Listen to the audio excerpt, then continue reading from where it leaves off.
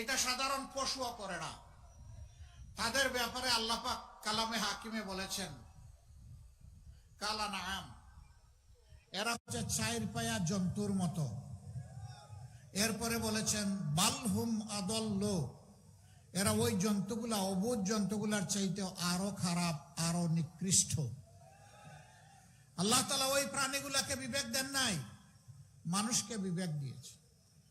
তাকে কিভাবে পিটিয়ে পিটিয়ে নির্যাতন করে, ক্লান্ত অবসন্ন হয়ে পড়েছে, পানি চেয়েছে, কি দেওয়া হয়েছে আপনারা জানেন। আমরা দোয়া করি আবরার ফায়াদ বিদায় নিয়েছে, বাংলাদেশের প্রত্যেকটি যুবক যুবতী যেন এক একজন আবরার ফাহাদ হয়ে যায়। আধিপত্যবাদীরা তাদের অপকর্মের বিরুদ্ধে বাংলাদেশে কেউ আওয়াজ তুলুক, এটা পছন্দ করে না। তবে 24-এর দ্রোহ প্রমাণ করে দিয়েছে বাংলাদেশের দামাল ছেলেরা আল্লাহ ছাড়া কাউকে পরোয়া করে না। এটি একটি স্বাধীন দেশের জন্য বিশাল শক্তির ব্যাপার,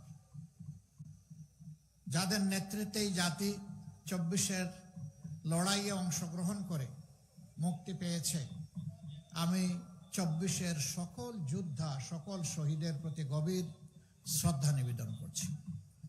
তাদেরই একজন যে আল্লাহ ছাড়া কাউকে কোনো বিষয় পরোয়া করত না,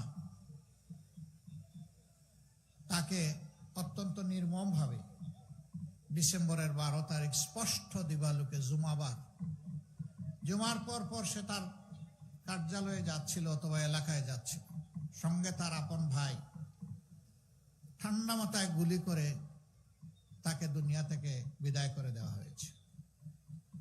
হ্যাঁ, এক ফাহাদকে বিদায় করেছে, এক আবরারকে বিদায় করেছে, এক আবু সাইদকে বিদায় করেছে, কিন্তু মনে রাখবা এক একটা বিপ্লবী হাজার নয়, লক্ষ নয়, কোটি বিপ্লবীর দুনিয়ায় জন্ম দিয়ে তারা বিদায় নিয়েছে।